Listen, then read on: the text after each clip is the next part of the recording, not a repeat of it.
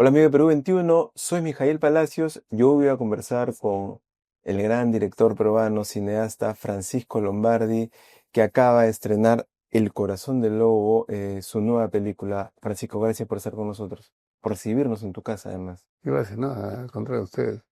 Francisco, en el 2019 conversamos y me dijiste, me gustaría entrar en la cabeza del monstruo. El 2019, ¿cómo es la cabeza de ese monstruo en el que has entrado? Bueno, para responder esa pregunta está un poco la película, ¿no? Ajá, Yo había tenido siempre, durante años, la necesidad de hacer una película que mirara esa etapa de la historia nuestra desde otra perspectiva, ¿no? Yo había hecho una película, Boca Lobo, claro. que era un grupo de uniformados y desde su punto de vista un poco lo que había pasado. También capturando un momento que había ocurrido, ¿no? Un hecho real. Pero me quedó la sensación de que era una mirada a través de los años, me había quedado una mirada un poco parcial de una parte de lo que fue todo lo que ocurrió. Y entonces, cuando leí el libro Carlos Enrique Freire. sí, de Freire, El miedo al lobo, me pareció que ahí podía haber una respuesta a lo que era la necesidad que yo tenía de ver un poco el otro lado, ¿no? Meterme en el mundo de Sendero y a partir de ahí contar un poco cómo eran las relaciones internas, algo que siempre me ha dado mucha curiosidad, ¿no? Cómo un grupo pudo ser llevado, digamos, por la ideología, por esa ideología tan extrema, a cometer los horrores que cometieron, ¿no? Me parecía este, muy interesante entrar en ese mundo y tratar de entenderlo. Cuando leí el libro, como es una historia también real, es una experiencia de un niño que ha vivido, un niño y un adolescente que ha vivido durante años, y cuenta un poco cómo era su día a día. Ujú. Claro, una película no tiene la limitación de que no puede ser pues una visión completa de lo que es el libro, de la vivencia de ese niño, ¿no? Pero Claro. sí aproximándonos un poco a lo que fue la esencia un poco de esa vida dentro de Sendero, sí me parecía que habían elementos suficientes como para que un espectador pudiera entender un poco cómo se movían ellos, ¿no? Hasta qué punto las relaciones entre ellos podían revelar todo lo que se escondía en ese universo de horror, ¿no? Mm, que es un poco una forma recurrente que has tenido, ¿no? O sea, La ciudad de los perros, Tinta Roja. Hay bastante en tu cine de interpretar, digamos, lo que se publica en un libro y llevarlo al cine. ¿Esto ha sido inconsciente? ¿Sientes que ese es tu campo de acción, interpretar un poco estas voces del libro, llevarlas al cine? Ha sido casualidad que justo muchas de esas han sido las más celebradas, ¿no? Esto, La ciudad de los perros, por ejemplo, en fin. ¿Cómo te sientes tú como un intérprete, un creador? ¿Cómo lo asumes? No me pregunto mucho eso, pero lo que sí es verdad es que, digamos, no, mi cine no se ha limitado solamente a hacer adaptaciones, ¿no? Dos de las películas, tú has mencionado algunas, pero dos de las películas que a mí me gustan mucho, de las que yo he hecho, ¿no? Bajo la piel, por ejemplo, es un Correcto. original, ¿no? O Caído del cielo, que aun cuando tiene un trozo de Ribeiro, pero las otras historias son originales. O sea, no necesariamente. Yo busco historia. La puedo encontrar en un libro, la puedo encontrar en la calle, la puedo encontrar en un reportaje periodístico, en una novela, en un cuento. O sea, no hay necesariamente, digamos, un intento de llevar literatura al cine. Puede ser la naturaleza que te inspire del relato, puede ser cualquier cosa, ¿no? Yo comentaba el otro día, me preguntaron algo parecido. Yo le decía, muchas veces combina inclusive esto, ¿no? En Caídos del Cielo, por ejemplo, yo me inspiré para hacer la historia de los dos ancianos que están buscando construir su nicho, ¿no? Para morir. Yo me inspiré en una situación real que viví mientras estaba rodando una telenovela, estábamos en una telenovela hace muchos años, Ujú. y estábamos en un cementerio y me llamó la atención como dos viejitos estaban debajo de un árbol en un cementerio mirando varios nichos y poniéndose de acuerdo en qué lugar les gustaría a ellos que que finalmente los enterraran. Y a partir de ahí se me ocurrió recrear un poco la historia de que fuera un hombre mayor que había perdido sus tierras en la forma agraria. En fin, inventé una historia, ¿no? Junto con los guionistas de la película. Igual pasó con el tema de Don Ventura, ¿no? De este locutor, que es la segunda historia de la película de Caídos del Cielo, que también un día caminando por acá, por el malecón muy cerca de donde estamos ahora, vi una escena en la cual un muchacho estaba desesperado y se quería lanzar, ¿no? Estaba haciendo un intento de suicidio ahí frente al malecón y la gente se había juntado, ¿no? Y a partir de eso, bueno, convertí a una chica más bien, pero a partir de eso se inspiró. Entonces, y la tercera historia es una adaptación de un cuento de Ribeiro. Su colega África tiene cómo han confluido tres maneras diferentes de acercarme a hacer una historia para una película. Claro, claro. Claro, y en el plano que te planteaba, también está, pues no se lo digas a nadie, y Pantaleón, que tenemos detrás tuyo el afiche, ¿no? Dos películas taquilleras, no solo muy exitosas a nivel narrativo, sino taquilleras, ¿no? Eh, diera la impresión de que eres un gran, no sé si intérprete, que comunicas bien lo que ha escrito alguien en un libro. O sea, hay como probablemente una expertise particular en tus manos a la hora de crear películas como esta, a la hora de adaptar estas películas, ¿no?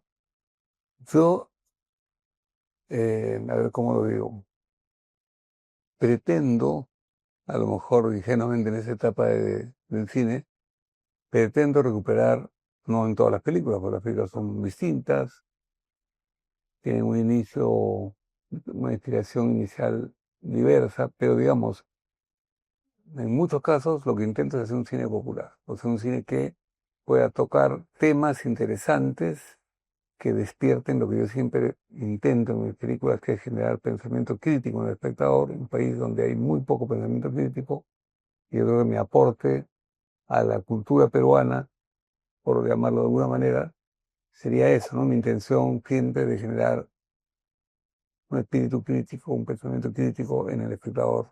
Y para eso, claro, tomo historias que tienen que ver con cosas que están pasando o con cosas que han pasado y que pueden ayudar precisamente a estimular el pensamiento crítico. Hasta hoy tienes esa visión de contar tópicos de manera popular, o sea, que lleguen al Digamos, gran público.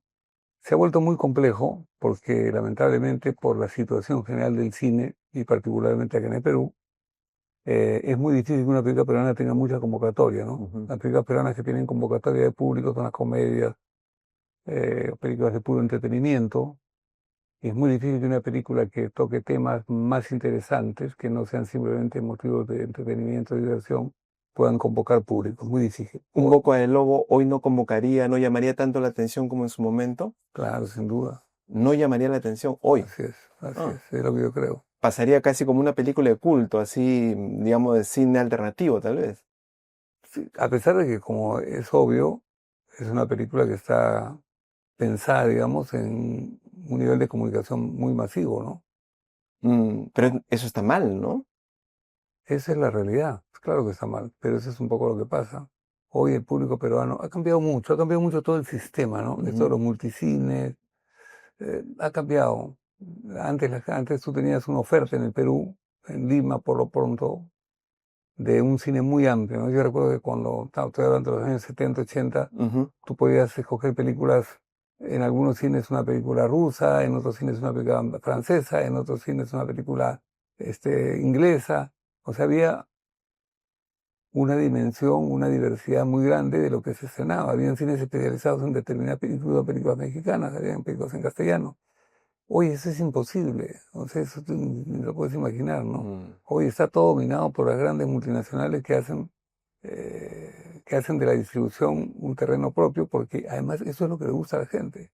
O sea, Y, muchas veces se dice que el público es alienado, que no le dan oportunidades a otras, pero en realidad lo que la gente pide, y en ese sentido los gringos son muy capos, muy hábiles, es lo que la gente pide, es lo que la gente, es lo que le dan, ¿no? claro, claro. Ahora, en la nueva película, En el corazón del lobo, las imágenes son bien crudas.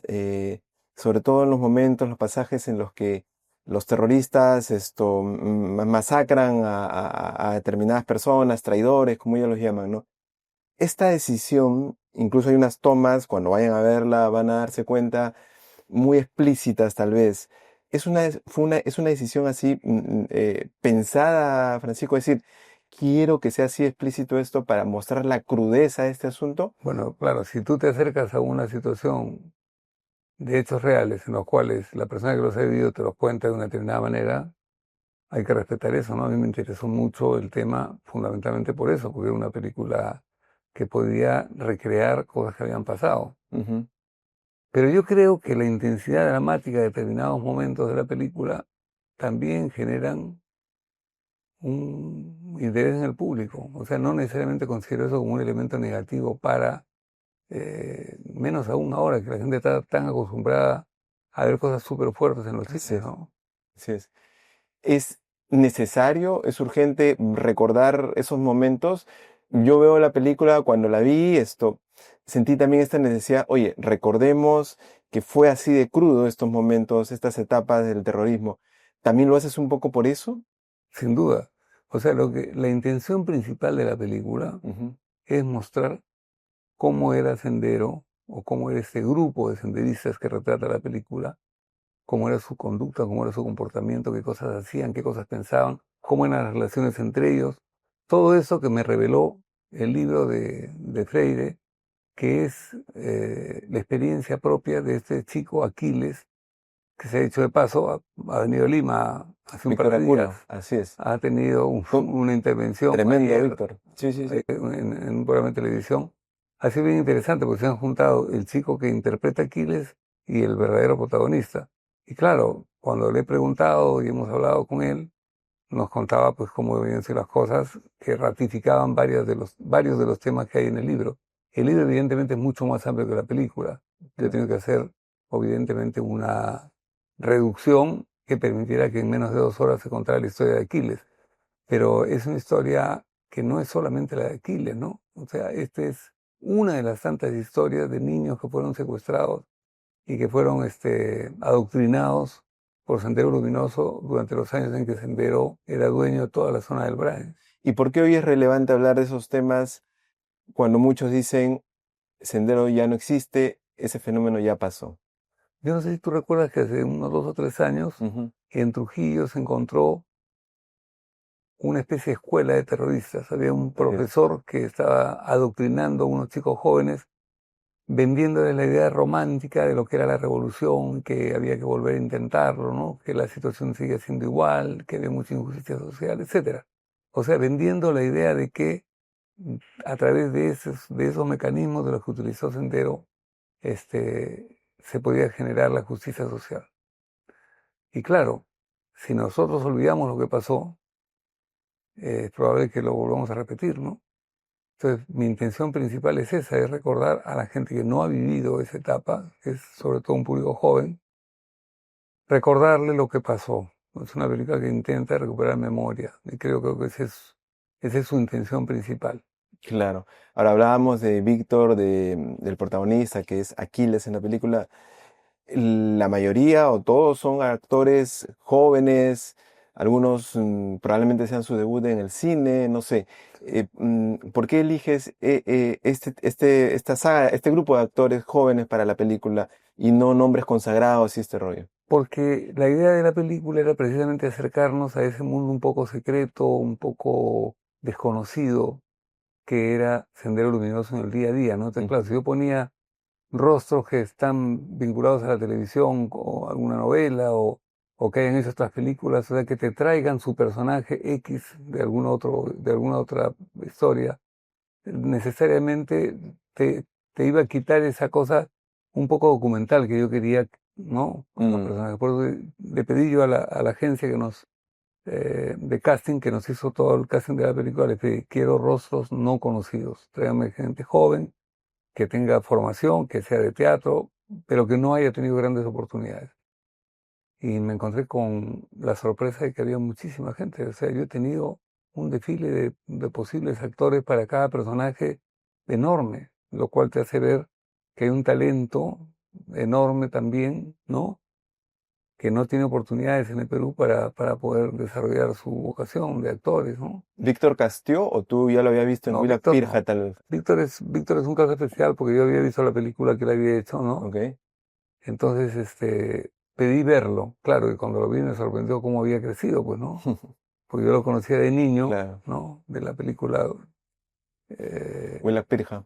Willa Pirca, que es donde él se hace conocido. Claro. Y ya había crecido, pero seguía siendo, tenía esa edad un poco incierta que podía ser un poco el personaje como va evolucionando, ¿no? De que Mm, tener, pues no sé, 15, 16 años a tener 20, que es la edad que más o menos él representa en la película. Pero es el caso prácticamente único. Y luego hay un par de actores, ¿no? Paul Ramírez, uno, y que son actores que sí tienen experiencia y que han aparecido en algunas otras películas, pero que sus rostros no son tan conocidos, ¿no? mm. Pero la mayor parte, diría que la mayoría enorme, es de gente que no ha tenido oportunidades. La propia protagonista, Silvana Oicochea, es una chica que nunca ha hecho nada. A mí me llamó mucho la atención porque cuando hicimos el casting, lo primero que me llamó la atención es lo buena actriz que era, ¿no? Digo, ¿cómo esta chica no ha tenido otros personajes? Son solamente porque digamos, su apariencia, una chica muy bonita, este, y que además actuaba tan bien, y yo nunca había una oportunidad en una telenovela, un personaje secundario, no, había intentado muchas veces y nunca había conseguido. Mm. Y yo creo que a partir de la película espero que ocurra, como pasó con La ciudad de los perros, por ejemplo, ¿no? Donde habían actores como Es Miguel Isa, cierto. que tenía creo que 15 años en esa época, Adrián Sen. así es, o en fin, como Manuel Ochoa, todo el grupo ese que fue, Jaguar. Claro. cómo se volvieron después actores muy conocidos. Claro. Ojalá que pase esto, ¿no? Con la película, porque he descubierto actores muy buenos. O sea, hay algunos con los cuales ya tengo pensado que podrían ser personajes de alguna película futura. Víctor tiene un futuro interesante, ¿no? Sí, es un chico que tiene una cosa extraordinaria que no es fácil encontrar, que es verdadero. O sea, Mm, tú le crees. Él tiene mucho trabajo interior. Entonces, cuando dice un diálogo, tiene una escena para mí extraordinaria, que es la escena en la cual a él lo convencen para que entre al grupo de los arrepentidos. Y tiene esta reunión con este militar que empieza a sonsacarle un poco qué cosa es lo que él claro. hacía. Esa escena para mí es una escena consagratoria de él, ¿no? Porque la cámara fue tan buena su actuación que en lugar de hacer, digamos, intervenciones de la persona con la cual él habla, yo le dejaba la cámara prácticamente toda la escena a él en su rostro, porque era tan vívido lo que él decía y era tan verdadero su sentimiento que prácticamente él se lleva la escena solo, ¿no? Sí, y cambia, ¿no? O sea, duda y casi se pone del otro lado nuevamente, ¿no? Eso me llamó la atención. Pudo haber cedido fácilmente y pararse ya, ok, te digo dónde es, pero él aguanta y duda y lo hace dudar probablemente al policía. Bueno, no sé si lo hace dudar, pero él muestra ahí una cosa distinta, ¿no? Sí, sí, totalmente, totalmente. Ahora, grabar en la selva, Pancho, ha sido complejo esto. A los 70 años, ya 76 me imagino, más o menos. De hecho, esto lo han grabado antes, pero igual son 70, ya es complejo locaciones como la selva. Mira, la película la hemos hecho en noviembre del año pasado, o sea, la Ahorita, acabamos de hacer. 75, o sea, Sí, yo en realidad intento, normalmente lo consigo, que una vez que he rodado una película, la trato de sacar rápidamente porque no tengo esa vocación que tienen otros directores de estar con la misma película yendo a festivales y están ¿y recorriendo y por están qué no? dos, 3 años con el... No, yo hago una película y, digamos, todo el interés que tenía de hacer la película se comienza a acabar cuando la película se estrena y se estrena. Entonces yo quiero terminar, escenar para meterme en otro proyecto, ¿no? Y no vivir del mismo proyecto durante años, sino... ¿No te dijeron, Pancho, tenemos que ir a festivales primero y ahí recién estrenar en Lima? Sí, pero era complicado porque la fecha en que hemos terminado la película, los festivales quedaban pocos festivales, ¿no? Ujú. Bien. Ahora se estrena en festival, pero bueno, sí, no puedo decir porque me han dicho que no diga, pero ahora en el mes de noviembre se estrena en un festival, bueno, de categoría, eh, pero no, yo quería, porque esta es una película que para mí lo importante es que el público peruano vea la película, como para eso está hecho, fundamentalmente para eso, para recuperar memoria, para no olvidar lo que ha pasado, esa es la intención, y a partir de eso es que yo encontré además la ayuda de un grupo de amigos que por ser el tema que era, al margen de cualquier pretensión económica, se hizo la película con la intención de que la película tuviera un mensaje potente y que nos recordara cosas que debemos recordar. ¿Te sientes reconocido con más de 4 décadas de carrera, 70 y pico años, ya acercándonos a los 80? Son años en los que uno, me imagino, ya empieza a pensar, o de pronto es más susceptible con el tema de los reconocimientos y que tu país te valore. ¿Tú sientes eso, Pancho? ¿Sientes esa valoración? Sí, en una época, hace algunos años, no lo tenía tan claro, pero a partir de que me dieron el Premio Nacional de Cultura, que es el mayor premio que puede hacer una persona que se dedica a esto, como reconocimiento yo en el país, empezó, digamos, mi mejor vinculación, ¿no?, con la cultura del país, porque yo había tenido muchos premios fuera, pero acá en el Perú, pues como hay muy pocos premios para reconocer a los artistas, a los creadores en general hay muy poco estímulo para la cultura en el Perú. Como tú ves siempre ¿Por qué son cada necesarios año tú miras el estímulos, presupuesto y claro, el último presupuesto, el más chiquito, siempre es para el Ministerio de Cultura. ¿Por qué son necesarios los estímulos? Y las personas que el Congreso designa normalmente para el Ministerio de Cultura siempre es lo último, ¿no? Es lo Así es. último. Y en este país, en Perú, precisamente lo que necesitamos es cultura, porque creo que el gran problema por el cual el país se equivoca permanentemente, por ejemplo, en las elecciones presidenciales, congresales, es precisamente porque la gente desconoce, porque la gente no tiene información, porque la gente, el nivel de educación de Perú es muy malo. Entonces, claro, ¿cómo le puedes pedir, ¿no?, a la gente que haga un voto consciente cuando ni siquiera está enterado de lo que está pasando en el país, ni se interesa en el tema? En fin, me decías, ¿Por qué es importante los estímulos en ese sentido? Es decir, años atrás se ha debatido mucho este tema de no, con nuestros impuestos no se pueden hacer tal y tales películas. Sin embargo, hemos visto lo que ha pasado con Muñaypacha y otras películas más. ¿Por qué es importante que haya más estímulo desde el Estado para los cineastas y otras artes?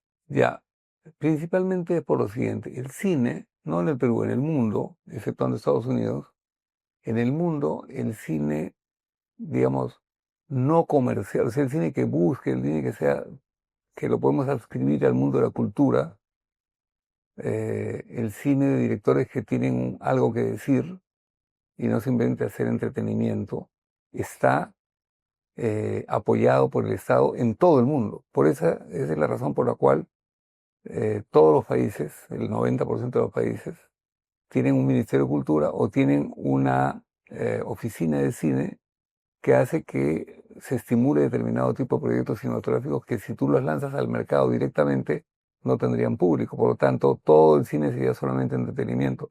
Y precisamente el cine, cuando uno lo considera como un séptimo arte, históricamente se ha considerado como un arte, como Claro. una actividad artística, tiene ese concepto a partir de que se hacen películas que no solamente buscan entretener, sino que buscan hacer reflexionar, que buscan hacer pensar, que buscan ser la voz de creadores, de personas que tienen un vínculo de alguna manera con su país y que quieren decir cosas sobre su país, que quieren expresar. Entonces, si no hay estímulos para ese tipo de cine, no habría ese tipo de cine. Por eso es que en Francia el 80% de las películas tiene ayuda estatal. Y en España lo mismo, y así en los países, digamos, que tienen las mayores cinematografías, hay un espíritu del Estado de apoyar, porque si no el cine no se puede valorar solamente por el mercado, porque si no nos convertiríamos, haríamos con todos los cines nacionales, digamos, harían solamente películas de entretenimiento, comedias, películas pasatistas que solamente son para entretener a la gente, cuando el cine es un tremendo vehículo de expresión de ideas, de cultura. Claro.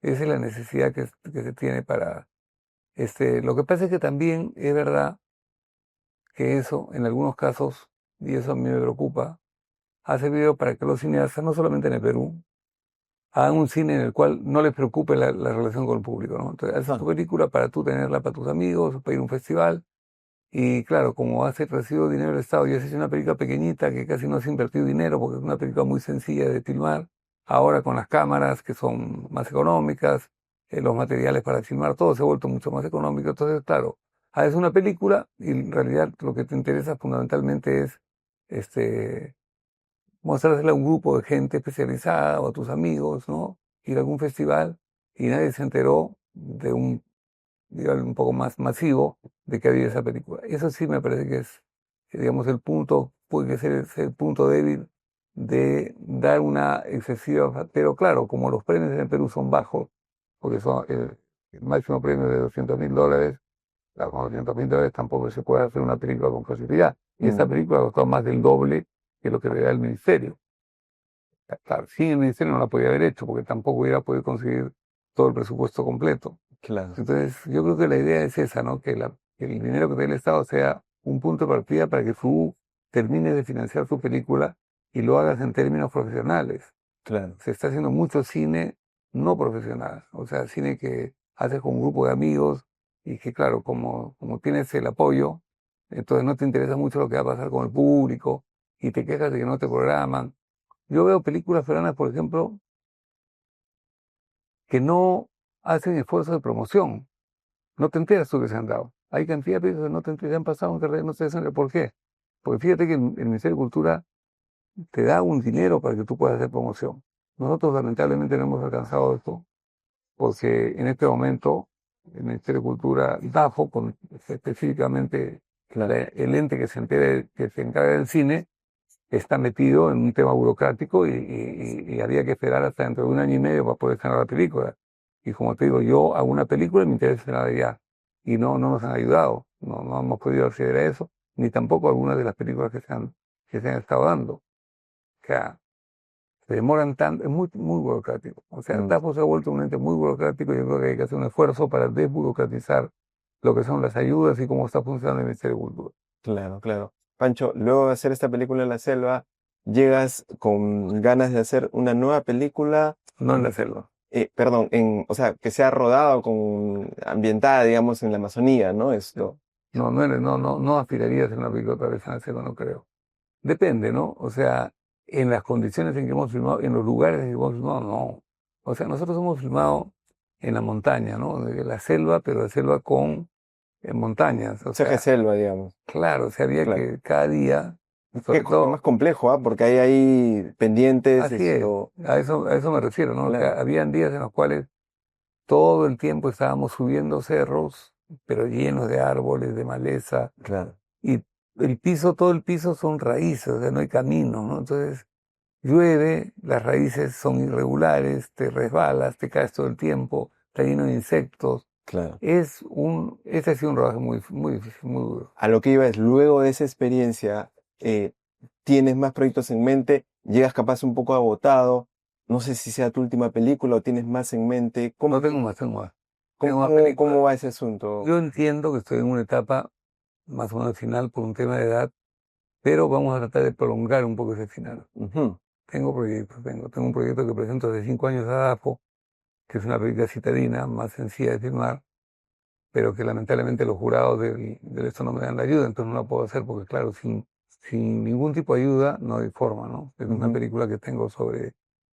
También en ese caso es una adaptación literaria, son unos cuentos de Rubén Fonseca, del escritor brasileño, Ajá. eh, que tengo los derechos hace años, los estoy renovando cada vez, y cada vez que presento el proyecto no tengo el apoyo. Esta película, este proyecto, El Corazón del Lobo, fue presentado el año anterior al que nos dieron. 2024, Y no me dieron, 2023. Ujú. y no me dieron la ayuda. Mm, Recién el segundo intento que nos han dado ayuda.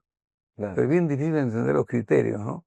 Sobre todo por un tema que me parece bien importante, ¿no? Y que creo que no se toma en cuenta en DAFO, en el Ministerio de Cultura, que es la factibilidad del proyecto.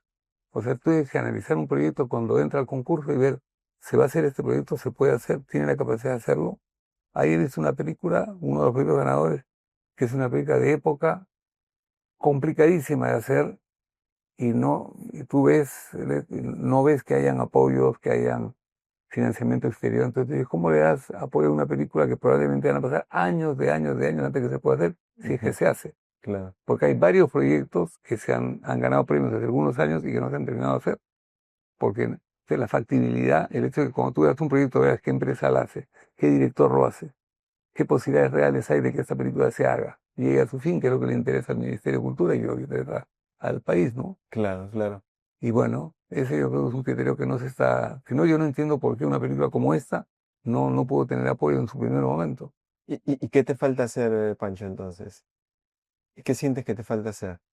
Seguir haciendo películas, ¿no? Porque cada vez tienes nuevas ideas, ¿Algo en siempre tienes particular, algún la género en necesidad, particular, la algún necesidad de tipo de expresar. película en particular? Bueno, este proyecto que estoy comentándote, que se llama Cautivos, es una película que se acerca un poco al humor negro que tenía cierta parte de Caídos del Cielo. Es Mm, una película bien diferente a lo que es esta última, claro. y seguramente no es una película tan masiva, pero sí es una película que yo siempre intento que las películas puedan tener comunicación con un público más amplio. Ujú, ujú. De acá a 100 años, ¿cómo deberíamos recordar a Francisco Lombardi? Eso sí no te puedo decir. Mi nombre de acá a 100 años habrá mundo, A 50 años. habrá Bueno, vida. esperemos que sí. Esperemos que sí, pero Así ¿cómo te como gustaría ser recordado? así como van las cosas, como una persona que hizo el esfuerzo en su país de tratar de generar un mayor pensamiento crítico en la gente, ¿no? En un país que está tan golpeado, tan maltratado por los políticos, tan desperdiciado como sociedad, un Ujú, país que tiene tanta riqueza, y ver que la situación de su desarrollo persiste año tras año, ¿no? Entonces, haber contribuido a generar que la gente despierte un poco, que sea más consciente de lo que hay alrededor y sobre todo que tenga un pensamiento crítico, ¿no? Eso es lo que me claro. motiva más. Ok, Pancho, gracias por nuevamente recibirnos en tu casa. Ya saben, ya pueden ir desde el 2 de octubre a ver El Corazón del Lobo, la nueva película de Francisco Lombardi. Y bueno, está en todas las salas y esperemos que esté varias semanas en las salas, Pancho. Esperemos, ojalá, Esperemos. esa es la idea. Esa es la idea. Gracias a ustedes y nos vemos en una próxima entrevista.